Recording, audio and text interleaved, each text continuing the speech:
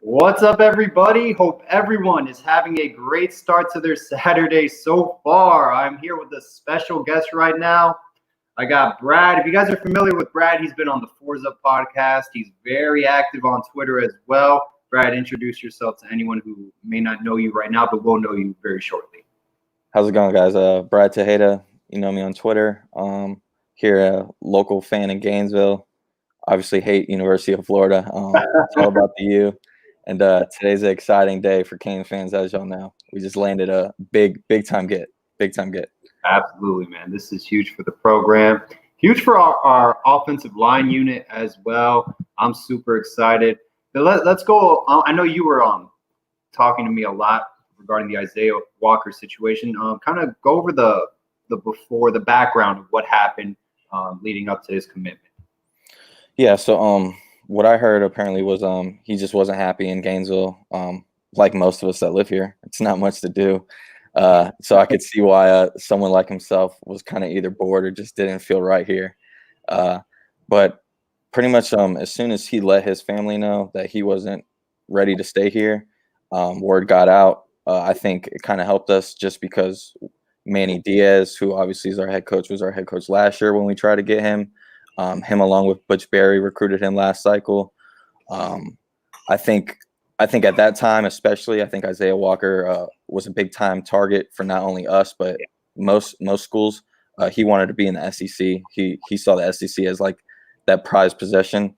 Unfortunately, it didn't work out in Gainesville. So from what I heard is that he actually made a Zoom call with coaches on Thursday and made his commitment on Thursday night. But of course, they wanted to keep that close to the vest, is from what I'm told. I'm glad nobody leaked it or anything like that. And at the end of the day, he became a Cane. And there's a lot of fans out there that are like, hey, he didn't want to come at first. We don't want him. But I think this is a position dearly at need if we're going to get back to what we want to be. I think it starts with the trenches, and Coach Justice is doing a phenomenal job right now. Night and day from Butch Berry. And they've only been here for like 2 or 3 months, if that. Yeah, I mean, we're coming off of a 6 and 7 season. We just finished the last recruiting class, including Issiah Walker's commitment, number 7 in the nation. Yep. Right now, we're top 10 in the nation. The momentum is building. Yep. And then you mentioned that class as well. They just announced as well. We actually had the most blue chip players in the state of Florida. Out of any school in college football. So coming off of 6 and 7, having 9 blue chip players in the state of Florida, which is where the best high school football is played, is a big testament to the program and showing that what logo holds the weight. And I think it's the U. Oh, yeah, 100%. And Brad, want to touch up on this topic real quick because I know a lot of people are really tough on Butch Berry in recruiting, saying that he's the reason why Issiah Walker didn't want to come to Miami. I know he was committed to South Carolina for a while, then decommits. Was Butch Berry kind of the lead recruiter and one reason why Issiah Walker really didn't want to come to Miami, or was it because he wanted to play in the SEC? I think it was a little bit of both. I think Butch Berry was one of those type of guys that was a little more laid back, where especially being an offensive line coach at Miami, it's kind of hard to recruit kids right now. We're not really productive lately when it comes to offensive line. We're not really a big time program in that aspect. And coming off a season where we had all these sacks on the offensive line, we needed those big time kids. I think Issiah Walker, along with his family, there was a couple family members I think that wanted him to go to a certain place or didn't want him to go to a certain place. But at the end of the day, he ended up with us. So I mean, between Avante and Issiah Walker, taking them from Florida, I mean, those are 2 big-time players that everybody in the country wanted, and it was determinedly between Florida and Miami. They both picked Florida at first. They both ended up in Miami. I mean, you want to talk about an NBA trade machine, Lorenzo Lingard for Issiah Walker and Avante Williams. That's a trade successful all day. Oh, no, absolutely. No, I'm damn well enough to be furious right now. Oh, man. As well, who hates Miami. He's their tight ends coach, I believe. He was at Florida State under Jimbo Fisher as well. He would kill Miami at recruiting, not so much anymore. And what's crazy is I mean, Miami I mean, Dan Mullen wanted to be the head coach at Miami Yeah. for a while. I mean, when we were looking at Mark Richt, Dan Mullen was a name that definitely popped up a few times. So And he was his DC as well. So either way, man, he's coming to Miami. Yeah, exactly. Cross paths here. Brad, talk about the eligibility about Issiah Walker. I know I myself am interested in the backstory. A lot of fans as well are curious. So what's the status on that? So from what I heard is that Willie Moise was pretty much our last commit. He is pretty much what followed the cycle to close it off. Willie Moise had something to do with his grades. I'm pretty sure with this COVID-19 thing, everything being on pause, I think he was actually to get his grades back up from what I'm told. I don't know. Obviously, at this point, I don't know if staff is going to keep him or not, or if he's going to go the JUCO route. I'm not absolutely sure. But so him being gone would obviously allow Issiah Walker to fill that last spot. Okay. So then ideally the class should be closed. But then what I know of is that they were originally going after Jared Williams before Issiah Walker obviously announced that he wanted to go away from Florida. So Jared Williams was ideally going to take that last spot. So now what they're trying to work with is I believe what Andrew Ivins was reporting a couple days ago is that we can actually take in both guys and just lose one recruit in the 2021 class. So obviously if we end up going after Jared Williams would take that last spot, and then Issiah Walker would then take in that extra spot and remove one from the 2021 class. Okay. I think the bigger question in all this is, will Issiah Walker be granted eligibility right away? I don't know. It seems like he most likely will be, just because with this Corona thing, I mean, everybody's been on pause. So everybody's kind of starting out fresh, brand new start. There's no really upside to any program or any player. Everyone's going to have to start from scratch. So I think he should get the granted of eligibility to play for us. But either way, it's a big get for not now, but for the future. I think this is going to help with a lot of local South Florida kids that look up to Issiah Walker and thought that Issiah Walker should have stayed home, and now that he actually ended up staying home. I mean, it kind of actually, in my opinion, it kind of helps even more, because he actually, in some guys' eyes, made the wrong decision, went to Florida, and then he backpedaled. He's like, hey, I need to stay home. So that just puts a second guess and second question in kids' mind now, like, hey, do I want to go to this SEC school? I mean, this recruitment was awesome, but I mean, do I see myself living in the city, or should I just stay close to home? Right. I mean, and then you look at the Walker situation. If everything pans out well, then I think it's a success. Oh no, 100%. Plus, look at Issiah Walker. We also have Ryan Rodriguez, McLaughlin as well coming on board. We have a nice offensive line group. You also add Ryan Rodriguez and Seymour as well. I mean, those four, you almost completed a full starting five of offensive line within 2-3 months that Justice did. I think if we still have Butch Berry, we don't land almost any of those guys. Guys who we lost last recruiting period. You said Marcus Dummerville, Jonathan Dennis. Correct. Mincy. Marlon Martinez. Marlon Martinez was a big one. I mean, you talk about a kid who is from South Florida, who is from Miami. I mean, his last name is Martinez, for God's sakes. He needs to be in Miami. So right. I think landing Rodriguez was like a pick me up for that. It was like, all right, we got a new O-line coach. He's definitely shown what he could do on the recruiting end. I think that was actually the biggest question mark, in my opinion, when we first hired Justice. Because from what I was told, he's really good at teaching guys, really good at developing. I think the question was recruiting guys. And for him to come in here and be confident right away as far as saying, hey, we don't even need to recruit outside the state of Florida. We have guys in South Florida alone that I think I could build up and get the program where it needs to be. And he went out and did it.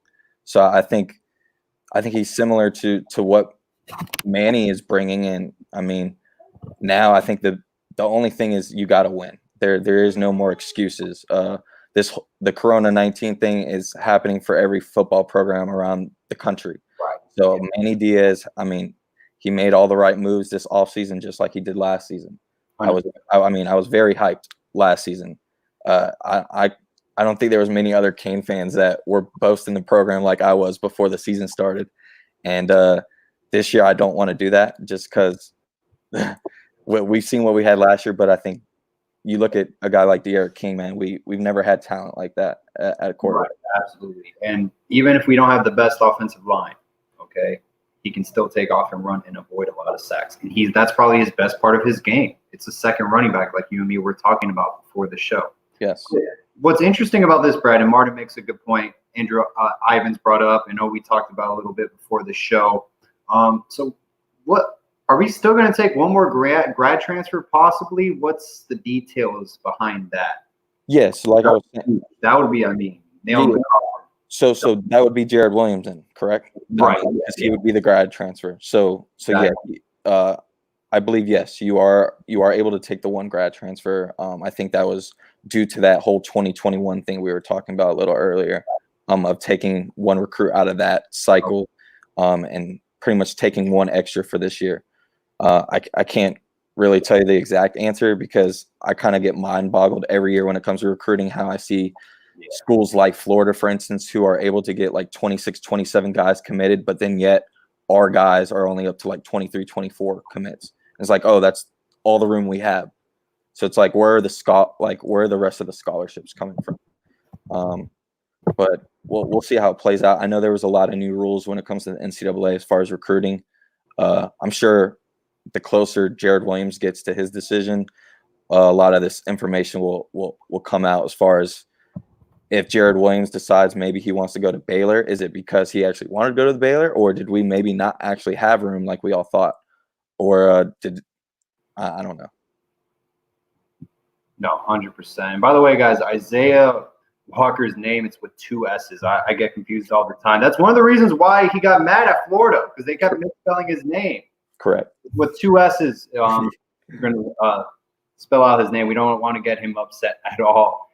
Brad, another event that occurred yesterday, I know it's kind of been overlooked at the moment, Taulia Tagovailoa. Do you know if the staff is interested in him at all? I feel like there's going to be a lot of noise around him because of his brother playing for the Dolphins. What do you think about that situation? So I think I believe they are a little bit interested. I think I'm not sure if it's true or not, obviously, but people look kind of too deep into this at times. But I think Rhett Lashley's following him on social media now. I don't know if that's true or not, but okay. I think a lot of people, even people who barely follow football, kind of knew that family sticks together. Once Tua got drafted by the Dolphins, things were kind of already in the air at that point as far as him coming to South Florida. In my opinion, I think people are more caught up in the last name and him being the brother phenom of Tua. I'm sure he is pretty good, but me personally, I want to go with the Rhett Lashley guy. I trust Rhett Lashley as far as everything he's been doing in the offseason. As far as all the hires that him, Likens, and Coach Justice is doing, I think they're actually doing exactly what they want to do. They're not really going after all the big names. They're going after the guys that fit their system the best. Right. You look at someone like Keyshawn Smith, the season that we just added. That was a name that came out of nowhere. And if you look at the kid's tape, he could actually end up being probably one of the best guys on our roster when it's all said and done. The sky is the limit for that kid. Yeah, he was a Washington State commit, and we literally snagged him how many days before signing day? Was it even 24 hours, to be real? It was very short. I think it was within 2 or 3 days, if I'm not mistaken. But I'm really excited for him, along with guys like Restrepo. Restrepo is probably my favorite commit. 100%. I just love the way that kid carries himself. He's a hard worker. I think we're going to be okay on offense. It's the defense where I got a little bit of questions on. People see our defensive line and they're like, "Oh, we're going to be the beast." And yes, our D line, our pass rush is going to be phenomenal. But you still need other guys to support your defense. And 100%. And we'll get there in a second because I can talk days about our defensive backs, specifically corner. I'm very worried about that, and we'll go over linebacker play too. But speaking of wide receiver recruits in the past, how about Jacoby George possibly leaning towards Miami? He's making his announcement June 6th, so that's coming up in less than a month. Yes. What do you know about Jacoby George? Are you excited that he's a Miami lean at the moment? Definitely. I think you look at what Ja'Cory Brooks just did with Alabama. That's another guy that spurned Florida, so that was kind of funny. Yeah. But that was obviously the elite receiver in South Florida. I think most Miami fans who follow recruiting obviously knew we weren't going to be anywhere close in that conversation. Brooks is one of those guys that is like a Jerry Jeudy and Amari Cooper. He's that one guy who's going to put himself over the rest. So getting someone like Jacoby George, me personally, I thought that was the next best thing as far as what fits in our offense. He's one of those guys that could fit on the outside. He could fit in the slot. He can do a little bit of everything. You look at his highlight reels, he's got a lot of one-handed catches that I'm pretty impressed with. So him being a Miami lean, I think adding him along with hopefully Malik Neighbors, that's another name that's been tossed around. I know a few guys don't think we get him, Really? but I'm hoping we get him. But I think the guys to look at for are the Northwestern guys right now. Yes, Romello Brinson. Yes, you got Romello Brinson. You also got Cameron Kitchens as well. I think Cameron Kitchens, obviously he's not on the offense side of the ball, but he is one of those kids that I think he can alter where a lot of these other kids are thinking about going if they rather stay home or go somewhere else. If someone like Kitchens, who's a big-time target, who would actually help out our defense tremendously, if he ends up coming to Miami, I know his top 5 is getting released tonight, I believe. That's one of those kids that can make a difference. And then you also look at the Palmetto kids. I'm hearing that most of the Palmetto kids are actually all turning away from Florida now. Really? So if that's the case, like Savion Collins? So Savion Collins, I'm still as told is going to go maybe wherever Leonard Taylor goes. But I know Leonard Taylor is now looking at other options. I don't think Florida is the number one anymore. Like Ian just put in though, Keith Brown is another one. Another big-time target. I hope we go after him as well. He fits kind of like that Marcus Richards that we were looking into a few years ago. Also like Swain from American Heritage that's at Auburn doing well. No, 100%, yeah. And Brashard Smith is a receiver. He's going to play at the next level for Miami Palmetto Senior High School. Yes. So they have receiver and running back, I believe. Yes. Yeah. Okay, yeah, and he just decommitted from Florida. So hey, they all play together. Obviously, you're friends with your teammates, so who knows what they're talking about right now. Yep. No, Jason Marshall did not have Miami in his top 3. Yeah, that was. I mean, I don't think any Miami fan expected that. Again, he's a primetime corner in South Florida, where we're usually not in this top 3 or top 5. Unfortunately, our recruiting as far as on defense isn't where it needs to be right now. A lot of people aren't really on the Mike Rump bandwagon. He develops these guys, but I think we do need to land a few more. But at the end of the day, we got to win. If we start winning, it's going to be a lot easier for these guys who can't really recruit to recruit a lot easier. True, and we have a great amount of momentum right now. Let's say Jacoby George, he lands at Miami. This is all speculation.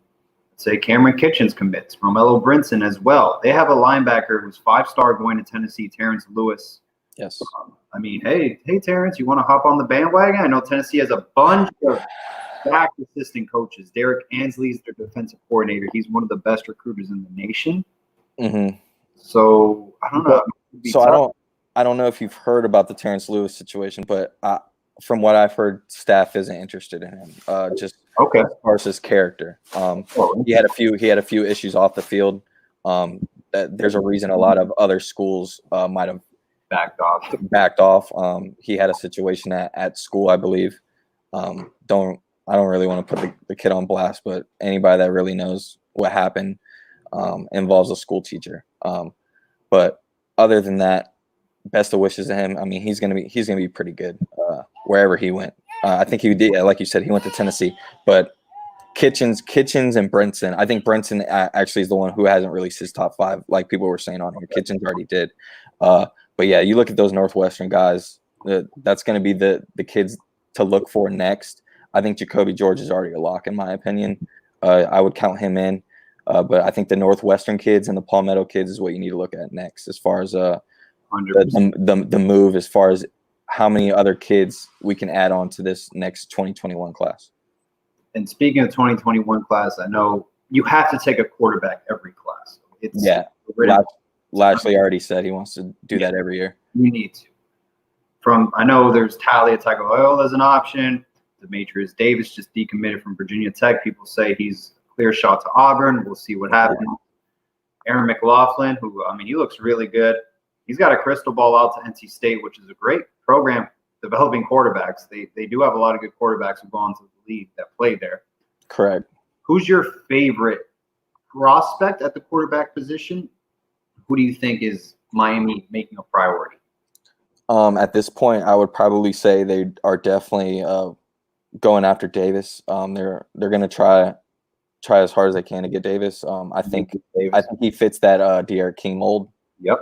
I think even if Davis commits right now at Auburn, you got to think a lot of these kids, they have to commit right now. It's in that dead period where it's like they need to get on board before their spot gets taken. Because almost every kid is committing early, in my opinion. But it's all due to this coronavirus. So I think at this point, people are just getting to a school where they feel comfortable in the meantime. But I think Davis could be one of those kids that, he may pop to Auburn in the next few days, in my opinion. But if Miami plays out well, like I think we're all hoping, and D'Eriq King does what we all think D'Eriq King is going to do, I think Demetrius Davis fits that mold perfectly, where he could come in right away and do exactly what King's doing. He's a perfect example of how D'Eriq King plays. Yeah. And, the other good pitch of recruiting, in my opinion, that I hope they are telling these kids is you could be the true freshman that starts game one against Alabama. Why would you not want that? Yeah, huh?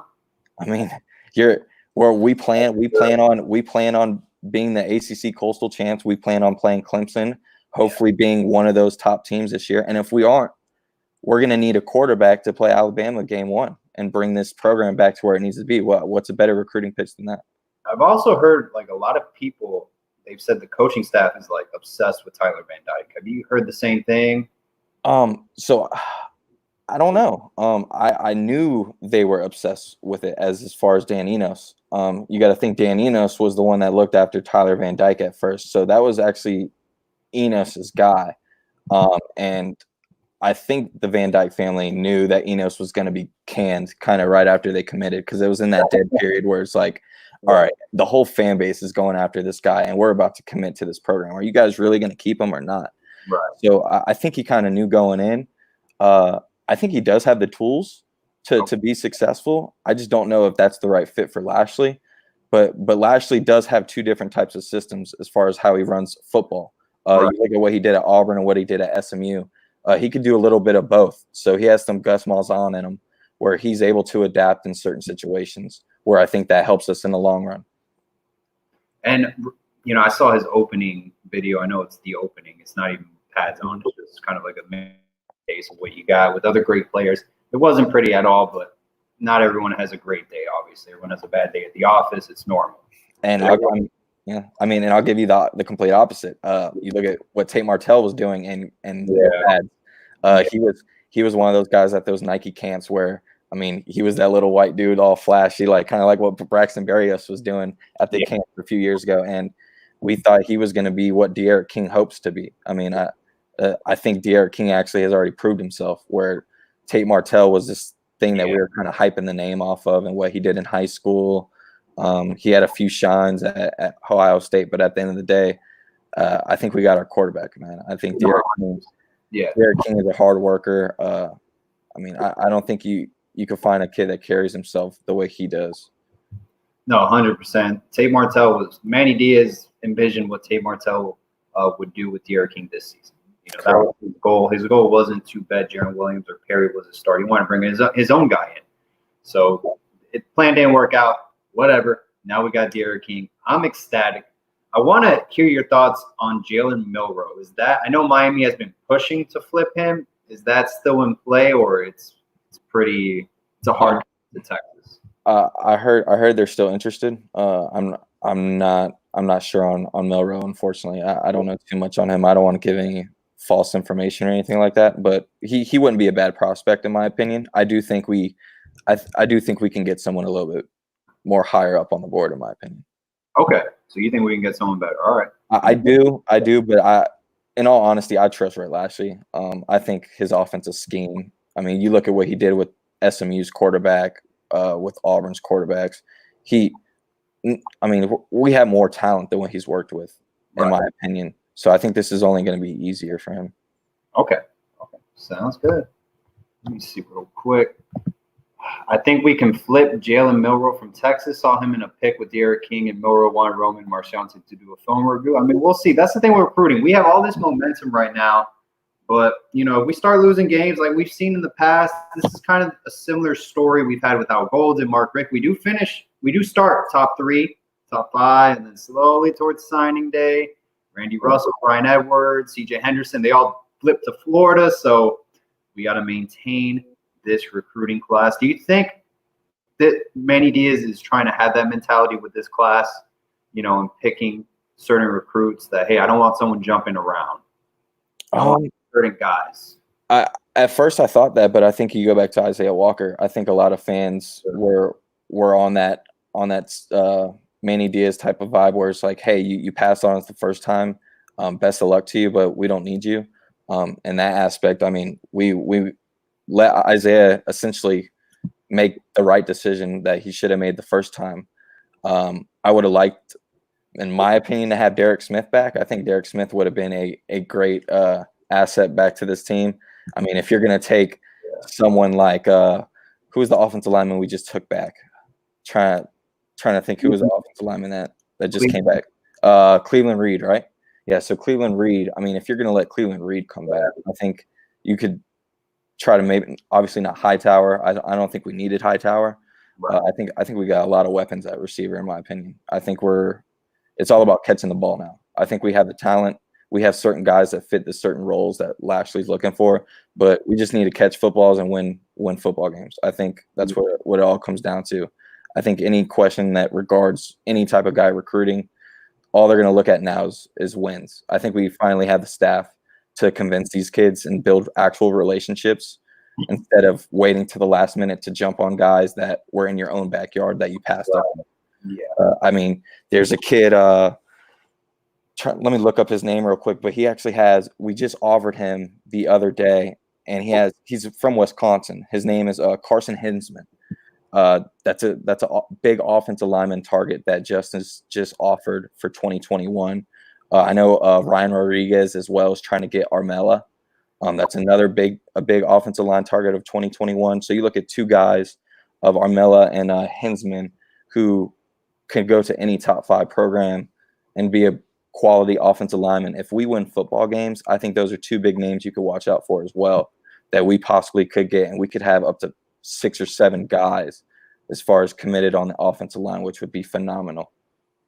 Okay, yeah, no, we need as many bodies, as much talent as we can get, because what we got right now, it's not pretty. And to be fair, Zion Nelson, was put in this situation, 2-star commit to App State, and we flip him last second. He's a 2-star commit. You're not going to get a diamond in the rough at that position. Yeah, I mean, I think he ended up grading out as like easily the worst player on our team out there. But in my defense, though, I mean, you look at now, we're actually in good shape. We're changing our offensive scheme to help these offensive linemen better. We're getting more offensive line recruits than we've ever had before as far as quality and quantity. And then not to mention, no disrespect to my boy Navon Donaldson, but he's the only senior on our team, and he might be the worst offensive lineman on our team right now as far as the scheme that we're going to be running. I don't know if anybody's seen him lately, but he's still pretty heavy. So, you talk about Rhett Lashley wanting to run up 60 plays a game. Is that going to be one of those players that's going to be able to keep in shape? Because, if you think our only senior on offensive line could be almost our weight bag, that's actually a good thing. I think we're looking at positive direction. Yeah, and that's my fear is that, our offense during the season, we have players holding back, our team when we're moving the chains. We get a first down, but we got to wait for a couple guys. They're cramping up that we have to put in maybe just walk-on players or just someone athletic just to, win the battle of the trenches during that down. That's what my fear is. So. And actually my fear is actually the same that I think Roman, when you had Roman on, was are these guys in shape? That's what it comes down to. I think we have the talent. I think Rhett Lashley is a smart coach where he's gonna utilize where our strong suits are and where our weaknesses are based off not only De'Aaron King, but as far as what formation we run. But are these guys in shape? I mean, this is quarantine right now, so I mean, it's all on the kids. That nobody there's no coach behind him yelling at him. You're not doing the actual Feely program like you should be. I mean, it's up to you to put in the work. And I mean, you see guys like De'Aaron King, Ryan Rigoni, Wiggins, Mike Harley. All these kids are putting in the work. Nesta Severa. So it's going to come down to, are these kids in shape? I think you talk about running 60 plays in the humidity of South Florida alone is gonna be a strong favor for us. 100%. No, I completely agree. I know you're really big this season. We were all big last season. I know you have high expectations. Kind of, what's your preseason outlook on Miami as a team going into the 2020 season? So I'm interested for first game, just because I want to see if we're going to be like old Miami and start off slow, and because I mean, you got to think every school has been on pause. So I expect every team to start out slow, but how slow are we going to start? Are we gonna look consistent as a team? How are these formations going to be run? Is everybody on the same page? Does each kid know their assignment? But ultimately, I'm looking at the North Carolina game, just because I think that's the make or break game to dictate who becomes Coastal champs. And obviously the Florida State game, just because it's a rivalry game. But no excuses this year. I ultimately think it has to be Coastal champs or bust at the bare minimum. Manny Diaz, I think, learned from his mistakes last season and got the right game. Anthony actually just put in Michigan State. I got flight and hotel already for the Michigan State game. If we're able to go to that game, I'll be there. But I actually think the Michigan State game won't be as tough as we think.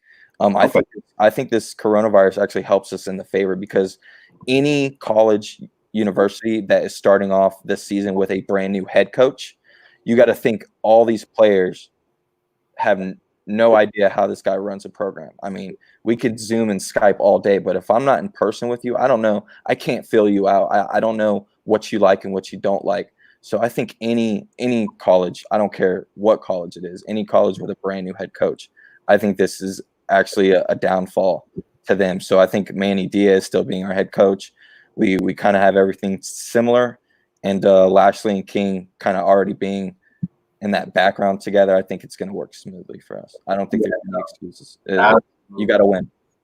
Yeah, I'm extremely excited. Imagine we win 10 games. Let's say we go to the ACC title game, then we play in the Orange Bowl. We win the Orange Bowl. How strong of a recruiting class we'll have for the following season as well. Like, we go 6-7, and we literally land top 10 class, and we're still all the momentum we have now. Add a 10-win season and an Orange Bowl win. I mean, it could be scary what we can do. It really. I mean, you see how we were in 2017. We almost came with the same outcome as what we are talking about currently, and I think as far as the offensive scheme is concerned, we are light years ahead of what we were in 2017 already before even the ball snapped. I think going to spread, you're talking. I mean, there's guys all over the field that should have been utilized 1-2 years ago. I mean, you look at kids like Mike Harley, Mark Pope, for instance. These are kids that are high quality kids from South Florida that could have went to any program. They chose to stay home, but we just didn't utilize them correctly because of our offensive scheme. I think you're going to see tons of guys break out and actually do what we thought they should have done previous years. And hope so. We got to win. I think not having crowds may dictate us. I know we are one of those teams that feed off the crowd, but I think it could actually be a bigger question or concern for the bigger programs. Really? Okay. Me living in Gainesville, University of Florida, man, I'm not gonna lie, their fans are crazy as far as being at a stadium. I mean, that stadium is sold out every single game, and they are loud. So for a program like that starts off slow, I mean, you look at what they did last season. They ended up being like one of the top teams in college football, and we should have beat them last year. And you talk about we gave up 18 sacks. We had a quarterback who smoked weed, and we had Dan Enos, okay, as offensive coordinator, and we had that game won for 3 out of 4 quarters. I mean, if we would have won the Florida game, that could have turned our whole season around. So you look at a team like that who feeds off the crowd. I think that could be a school along with a few others like Texas A&M, LSU, coming in with a new offensive coordinator. I'm really looking forward to seeing what Ole Miss does with Lane Kiffin. So that'd be another school. Absolutely. But yeah. One thing that worries me every day, and I think about this, and I've spoken to a couple people who, the staff is really confident about our cornerback group. They said Al Blades is going to turn the corner. DJ Ivey is going to have a great season. They love Christian Williams. They think highly of Corey Couch. I don't see a lot of experience. I see a lot of question marks. What do you think about that group going into the season? So, yeah, I agree with you. I think cornerbacks and D tackles are the biggest 2 question marks on our football team. I'm not worried about our offense at all, not offensive line, just because of like we've been talking about this whole time, the new scheme is going to help with the offense. The defense now, you look at all these pass rushers we have. I mean, we are 2 to 3 deep at pass rushers on either end of the ball with high-quality guys who are going to get drafted in the NFL. But I think the D tackles are going to be what helps free them and open it up. I mean, you got kids like Nesta Silvera who, I mean, was a big-time target coming out of high school. I mean, being able to land him over Florida, we were hoping a lot of big things from him, and he hasn't necessarily made that leap yet. So he's going to be one of those players to look for to take that next step. I think John Ford is another player who was probably one of our most highest graded D tackles last year. I think this is his money year, so to speak. This is his year to get drafted. So I think, again, having those D ends on either side, it's going to give these D tackles very good opportunities. Jordan Miller's another one. I know Harrison Hunt moving to D tackle is going to be a good one as well. I heard very good things from him. He's very athletic, very long arms. He's almost like a Russo, but playing D tackle.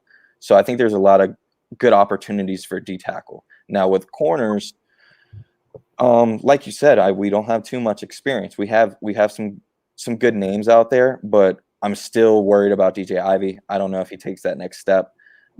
I do like Al Blades. Me personally, Al Blades was one of those kids that when we recruited him and he was signed, we were more thinking he was going to be a special teams guy and maybe a slot corner. And he has actually been our most consistent corner we've had on the football team.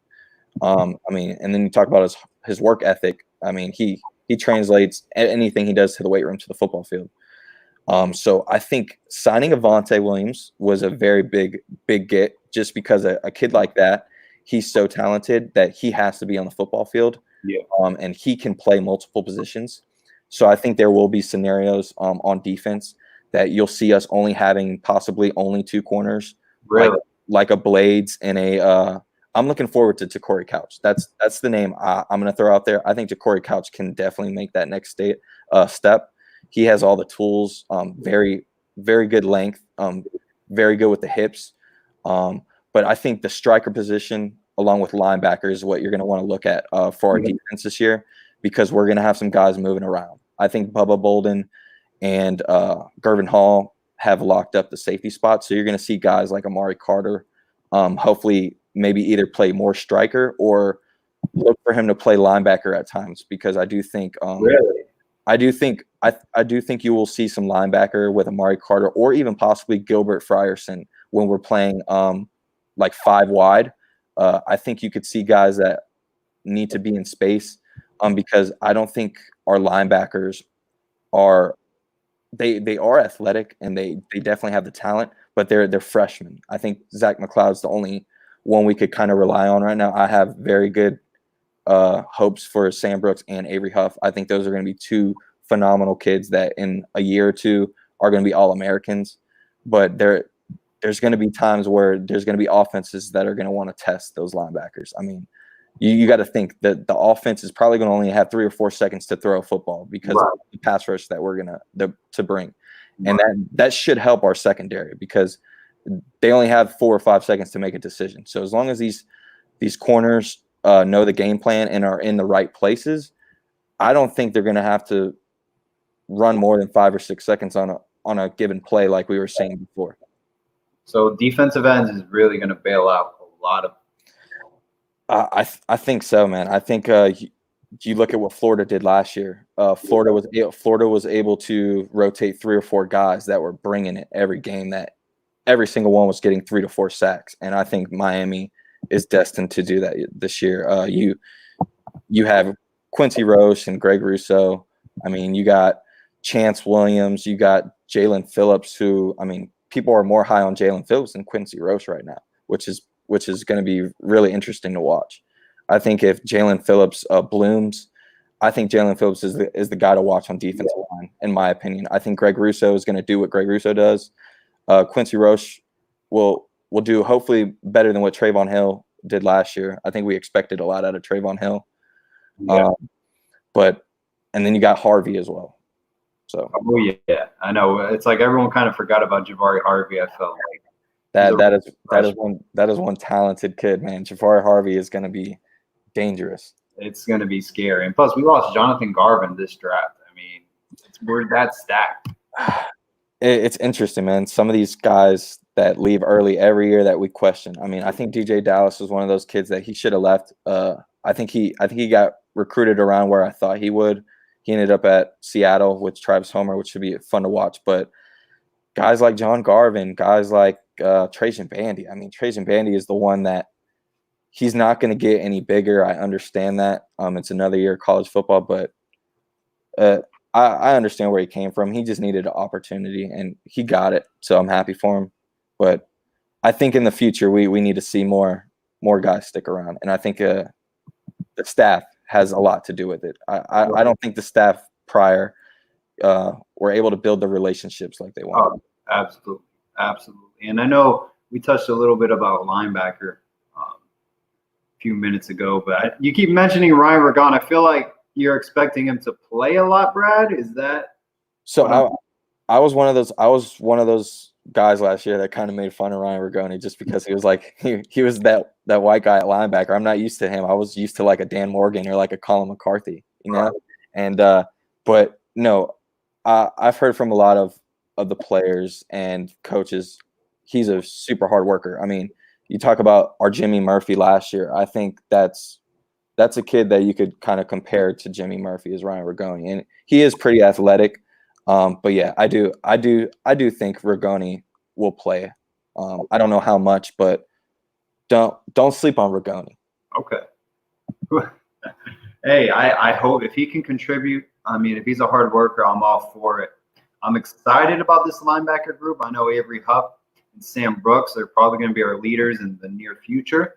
What do you think about Zack Mccloud? Is the last season? Do you have high expectations for him, or is this gonna? It's gonna be the same Zack Mccloud we've seen the past 4 years. So actually, I'm really intrigued to see how Zack Mccloud does.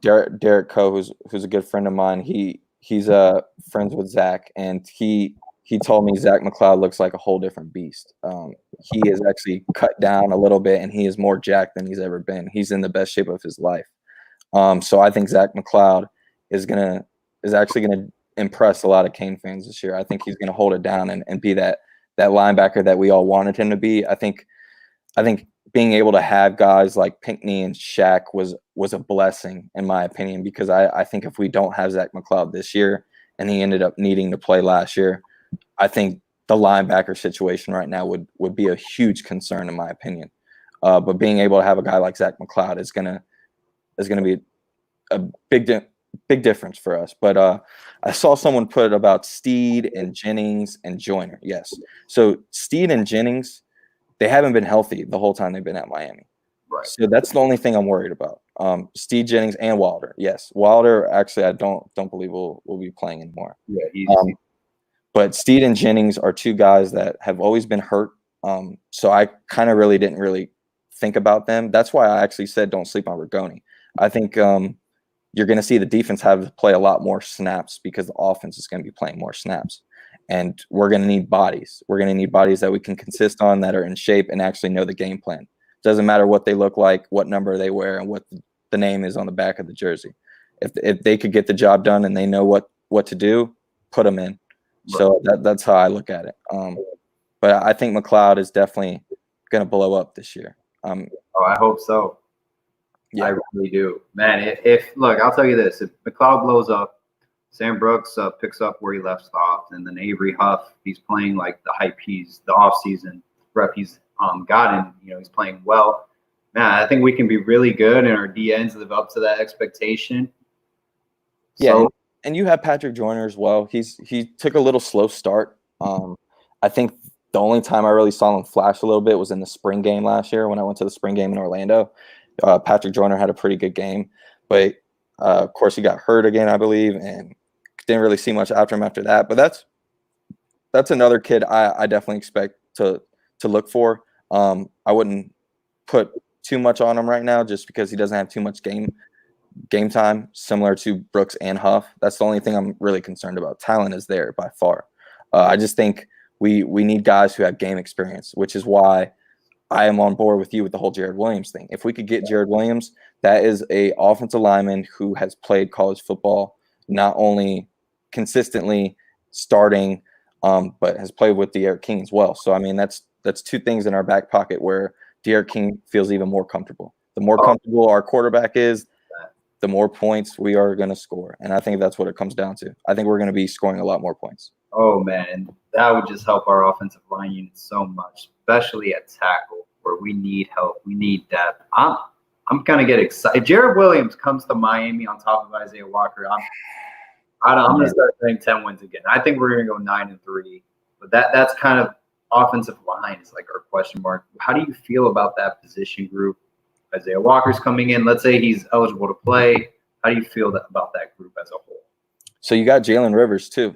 Yeah, but he's still a true freshman. He is. I think we're going to be okay. I think there's a couple guys that could shift around. I think we're going to be okay. I think the scheme is what's going to help the most. I think you could put Zion Nelson at left tackle again this year, and I think you're going to see a night and day difference just with him alone, just because of two things. He's played a full season of college football, so he's a little bit more familiar, and he's in a lot better system. I think what Enos and Butch Berry was trying to do was not meant for the kids we had on our roster, and they were starting behind, unfortunately. No football program, I don't care who it is, should allow 18 sacks in a football game. There's something wrong there. So I think the play scheme is going to make the biggest difference. You're talking about a primetime quarterback, hopefully, and he's going to be throwing the football out less than 3 seconds every play. So you got 3 seconds to hold your defender. I think we can do it. 100%. No, I hope we can. Once again, conditioning is going to be key. Like you said, Brad. If this is a well-conditioned team, Navon Donaldson shed some weight, I think we can get the ball rolling. Yes. We got 3 weeks to figure it out until we got Michigan State. Okay, so we can figure out an offensive game plan. What's our strengths, what's our weaknesses. So basically kind of 3 preseason games the way I look at it. No excuse at all for it to be a close game. We should win by 30 or 20 every game easily. No excuses. Yes, 100%. All right, let's do some questions real quick. Wow, $20 donation from Kenny Canes, man. Thank you so much. I greatly appreciate it, man. Cannot do it without you guys. And thank you, Brad, for joining me today. Always. And 87 people right now on the live chat. Means so much to me, man. Thank you guys so much. And this is a great day. We just got Isaiah Walker, someone we were all down about. One of the best offensive linemen in Dade County. We thought we lost him to Dan Mullen, University of Florida, and he's coming to Miami. Great day. It's always a great day to be a Miami Hurricane, but today's a little bit better. A little bit better. And I think like people are reading on social media, it could get even more better. I have high hopes for Jared Williams. I think it's going to be between us and Baylor when it comes down to it. Okay, so us and Baylor. Yes, I think it's going to be us or Baylor. Hey, that's a program I'm excited about. When they pulled off that Dave Aranda hire, I was like, wow, that's yes. And Larry Fedor is their OC. Who? Yeah, and I know they have someone on staff that was Jared Williams' high school football coach. So I think that's why he is considering Baylor. Gotcha. All right, let's do some questions right now. Okay, what do you think about Robert Burns? He's north and south runner. How do you think he's going to fit in this offense? I know we haven't seen him in a long time. He's been injured. He played well against Duke. How do you think, will he make an impact in this offense, or? I think Burns will actually get some burn, so to speak. I think we're going to plan on redshirting Chaney, in my opinion. I don't necessarily think we need him this year. Obviously, we would love to use him, but we have a lot of talent in the backfield. I think you look at Cam's going to be that number one guy, and I'm going to say right now the breakout player for Miami Hurricanes offense will be Jalen Knighton. Oh yes, thank you. Jalen Knighton is going to be what Amon Richards was his freshman year, as far as the type of year he had. I think Jalen Knighton is going to fit amazing in this offense. He's gonna do everything. So the biggest flip we got the whole year. Yes, I mean the talent is through the roof with that kid. I know a couple guys that I'm friends with that know people on staff, and that's the one name that I've probably heard the most is Jalen Knighton. As far as expectations, but I do think Robert Burns will get some action, especially like probably. I think someone said it in here, goal line. I could definitely see goal line formation. Okay. But yes, I think Burns will get some time. All right. Will Mallory, what's the ceiling for him this season? I'm kind of getting annoyed by the drop passes. He gets open. He's always open. It's just he doesn't complete the play. What do you think? He's one of those players that has very high expectations this year. I mean, this is his year of are you actually the Will Mallory we recruited you to be, or are you someone that just isn't going to pan out well? I think Will Mallory and Mark Pope are going to be the two names to look for in that same aspect. I think Mark Pope is another name where this is the year to do it. I mean, I used to blame a little bit on the work ethic. Did he want to be a Hurricane? What was he pouting at times when he wasn't getting the ball? But he stuck with Miami at times where people thought he might transfer. He looks like he's putting in a lot more work than he was before. So I'm excited to see what Mark Pope will do as well. But yeah, Will Mallory should benefit from this offense. I think the tight ends will actually be the biggest asset out of everybody in the offensive scheme. Are you for or against bringing in Tua's brother if possible? I know we talked about a little bit. So here's the thing. If we bring in Tua's brother, we can't bring in Jared. Okay.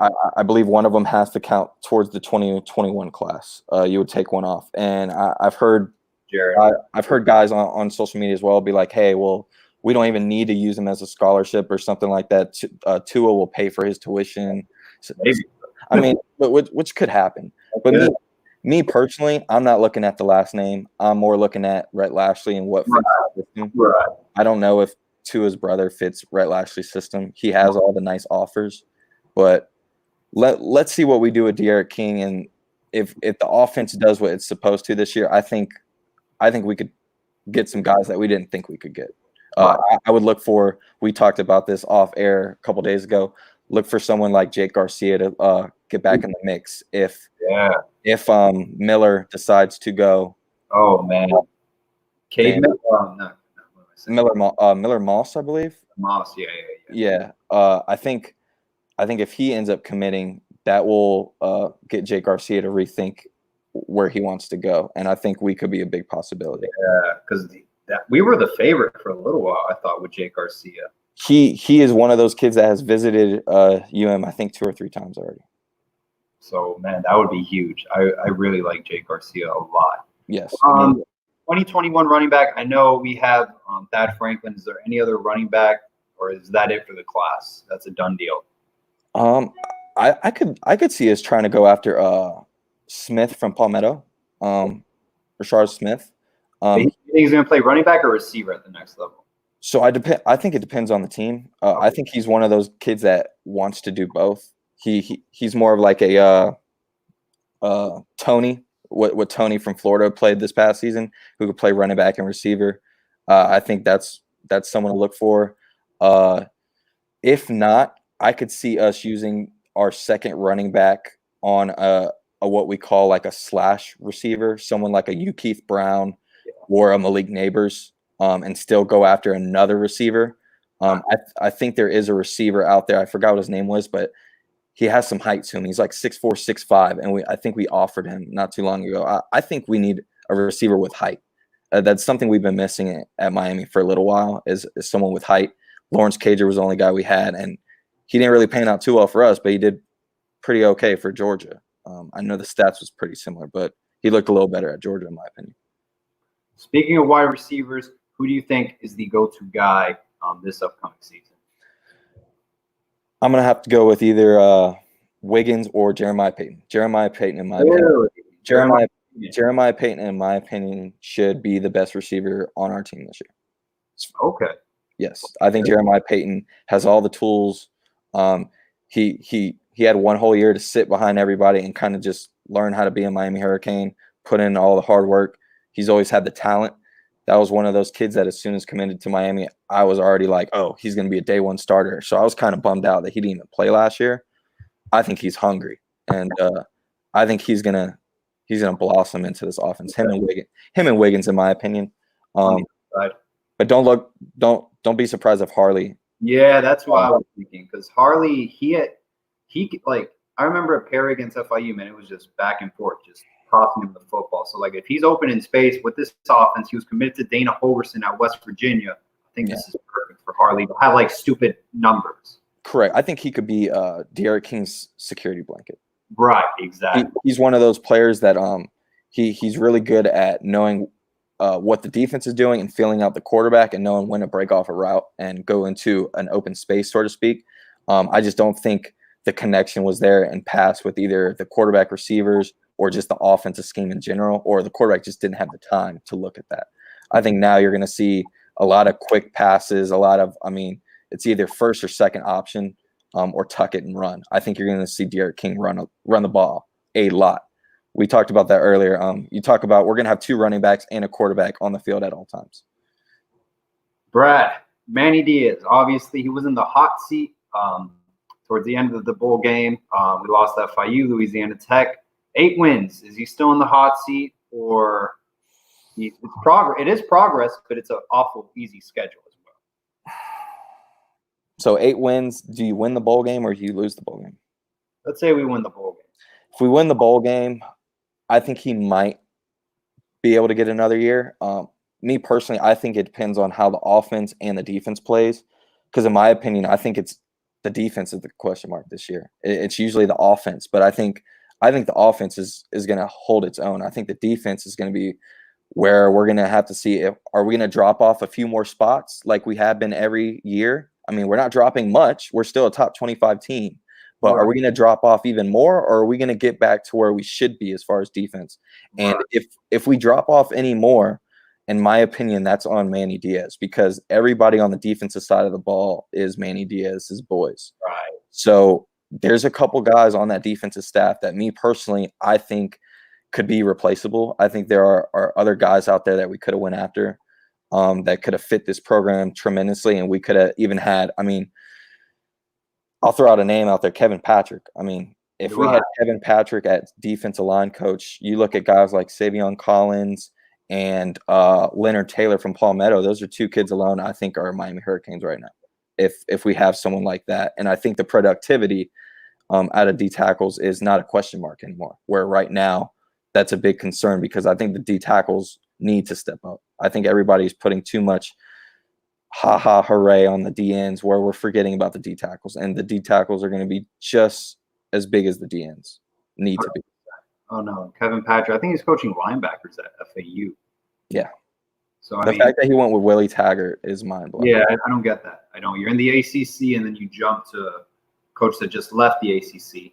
Mm-hmm. FAU. Maybe that's him saying, like, guys, I'm right here.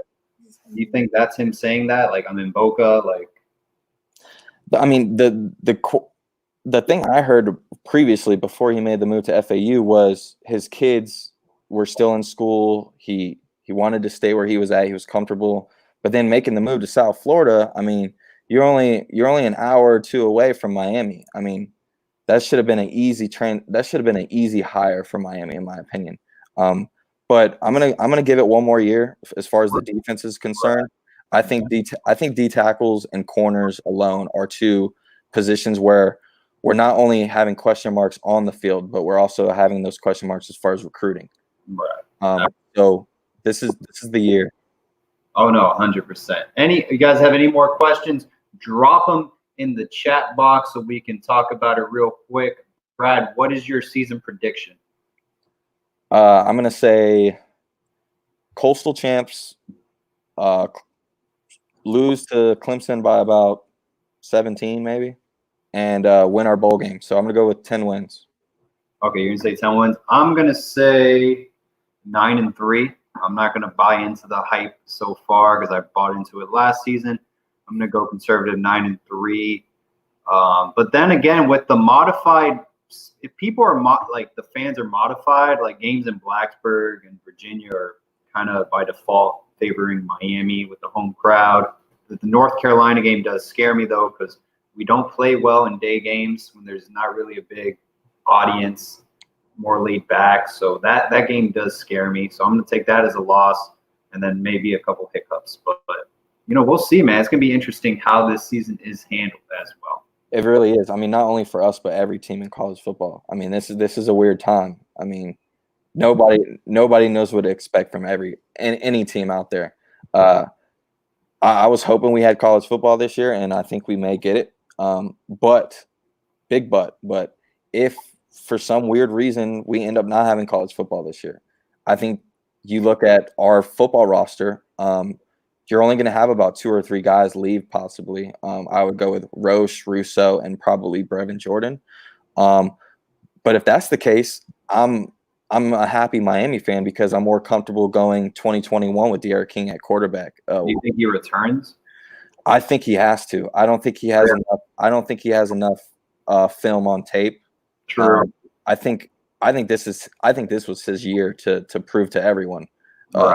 along with himself, that he needs to be the guy. But I would be very comfortable with D'Eriq King at quarterback in 2021 against Alabama. $20 donation from Mike. Thank you so much, man. I greatly appreciate it. Mike has been watching my videos even when I had like 10 people on. Nice. First ones, man. So we all got to start from somewhere. Thank you so much, Mike, man. I greatly appreciate it. And thank you to everyone right now. We got 112 people joining us with Brad out of Gainesville. He's not an undercover Gators fan. He's a diehard. 100%. I have it tattooed on me. I promise. I saw Ian on there earlier. Put Rico Bussey or Rico Jared Williams. Yeah, I think the staff has moved on from receivers. I think Likens is definitely comfortable with the guys we have. I think the Keyshawn Smith move was the icing on the cake in my opinion. I think they saw what he could do in a week at camp and they were impressed.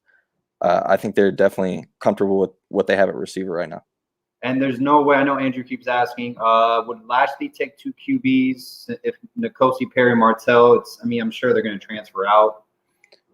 If they both transfer out, yes, I could definitely see 2 quarterbacks. But from what I was told, Nkosi's staying.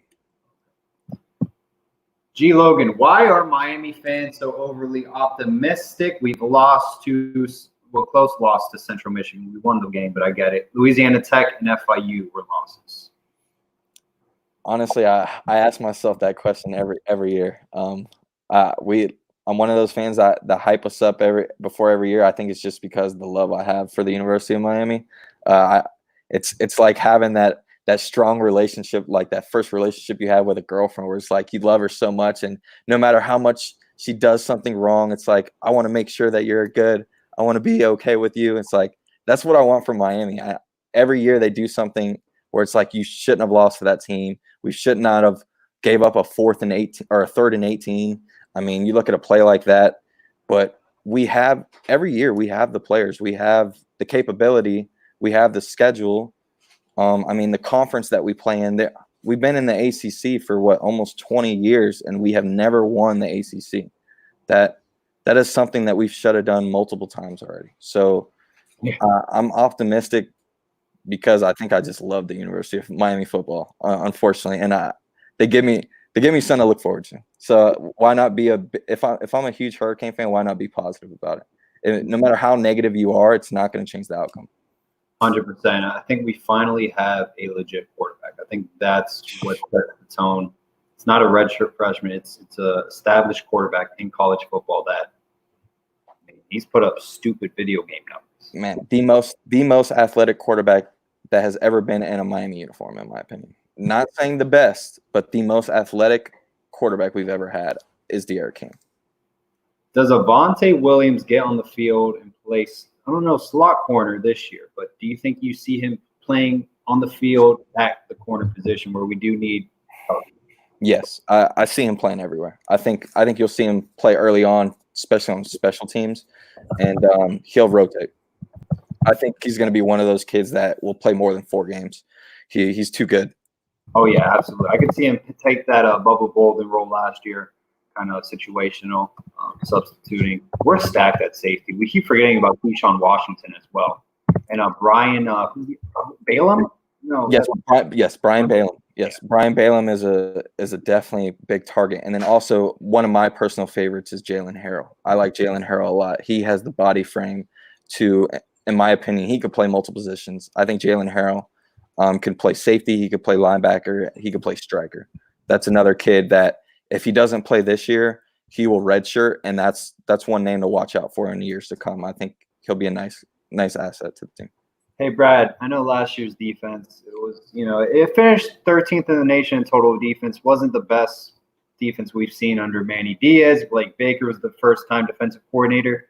Do you think we'll be a little bit more aggressive, or will be more of that read and react defense we saw with Blake Baker? Maybe Manny Diaz will be more involved as well. That's what I'm hoping. That's the plan. I think Manny Diaz has to be more involved. This is on Manny Diaz. This is the year. Everything is relied on Manny Diaz to get the job done. So if that means the defense isn't holding its own and the offense is doing its thing, Manny Diaz needs to take over the defense like we saw him do a couple games last year. But he's put a lot of faith in Blake Baker and the rest of the guys on defensive staff. So I'm pretty sure it's going to be on Blake Baker. Let's hope we don't see defensive ends playing corner or playing back in coverage like we did last year. With the DNs we got, there's no need to do that. I think the linebackers are so fast now compared to what we had previous that our DNs don't need to do that. We have enough speed to be around the whole field. Absolutely. And got a $5 donation from Hurricane T2Y. Thank you so much for your donation, man. He has his own YouTube channel as well, talking Miami Hurricanes football. So definitely go check that out, man. Some good content. Has about over 4,000 subscribers as well. So he's doing a great job with his channel. Thank you very much. All right, the formula to win is 1 QB, 2 defense, 3 offensive line. We have 2 out of 3 for sure. The only question is the offensive line, but the up-tempo offense is in heat. He is like the 12th man. Yeah, no, I mean, hopefully we get it done. That's going to be key. But I just want people to realize it may not be success the first 3 games, first 4 games. We may see it click the last 4 games of the season, So just be prepared. We haven't had a spring practice. It's all coming in at fall. Correct. Yeah, and I mean the opposite as well as no team has had spring practice, so we might be a little rusty at the beginning on offense, but we're going to be playing teams that are going to be a little rusty on defense as well. I don't expect many teams to go out there week 1 and look like Alabama or LSU or Georgia on a Saturday night primetime game. I just don't see that happening. If we go 11-1, how many Miami Palmetto kids do we get? If we go 11-1, we are getting everybody in South Florida. Okay. We should. If we go 11-1, there's no reason we shouldn't take over South Florida. I mean, we talked about it at the beginning of the show. We only had 6 wins this past season with one of the worst offensive staff we've had in a while as far as statistically. And we had the most blue chip players in the state of Florida out of any team in college football after 6 wins. So if we're almost doubling that, being one of the best teams in college football within 1 year, the recruiting should be very easy. Okay. In my opinion. I think at the end of the day, it's a 3-letter word, and it's win. We have to win. Winning is going to solve everything else that we have been concerned about in past years. Do you guys like Navon Donaldson to get back to left tackle? he is our best offensive lineman. What is your take? Me personally, Navon Donaldson was our best offensive lineman. I don't think necessarily he is currently our best offensive lineman. I think Navon Donaldson in this new scheme that we're running is going to have to show everyone a lot as far as is he working off the field. He is one of those concerns to me. I really hope he pans out. When we first got him, he was amazing. I believe he was a first team all freshman team at the offensive line position his freshman year. But I would look for DJ Scaife, Ja'Kai Clark, Gaynor, Herbert, and maybe Zion Nelson. But I think you'll see a couple other guys go ahead of Zion Nelson. I think we have 6 or 7 guys right now in the rotation that Justice feels comfortable with, and then you add Isaiah Walker, who could possibly play, and then if we do indeed land Jared Williams, you solidified not only your starting 5 offensive linemen, but now we're starting to create depth behind that, which is what we've been needing for a long time. All right. Yeah, no, I agree. I think Navon Donaldson. Remember, we filled up a bus to go get him when we were recruiting him. So it's kind of crazy because he had a good freshman season and then slowly got worse. I just don't think his skill set matches what Rhett Lashley is going to offer. So you will not see a good season from him. I agree. I think DJ Scaife, Cleveland Reed, and Ja'Kai Clark and Gaynor are gonna be amazing for this offense. Those are guys that have always been in shape. Very, very diverse. They're able to move different positions when needed. Looking at Ian's question right now, actually, is the only concern. I've talked to some of my friends who are also diehard Canes. I'm one of those fans that I really hope we end up being one of the best teams in college football. I don't know if we will be this year, but that's the thing that actually worries me is if we are what we think we might be, if we go 11-1, I actually do think Lashley might leave. I don't think it'll be for college football. I think he will get a job in that. Really?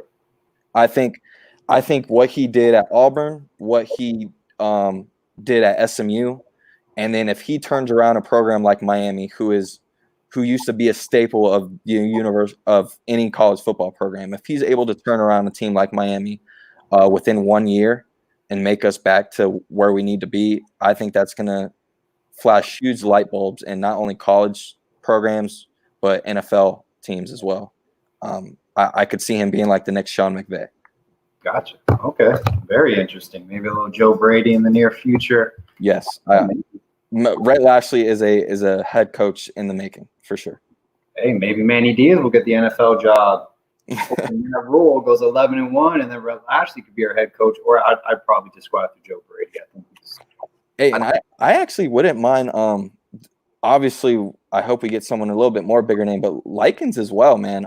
I have a lot of faith in Coach Rob Likens. I think he's another guy in about 2 or 3 years who has the mentality and can groom up to be another possibly head coach at a college football. Rob Likens. Yeah. He's definitely been interesting. Interesting. Well, Brad, it was more than a pleasure to have you on, man. I greatly appreciate it. Anytime, man. It was great to be on. It was an honor. I look forward to having you on more throughout the season coming up, man. For sure. And, many blessings to you and your family, man.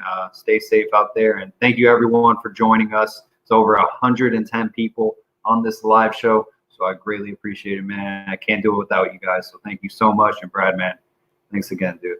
Anytime, man. Thank you again for having me. Go Canes. And it's a great day to be a Miami Hurricane. Always great. All right, guys. Have a great day. Later.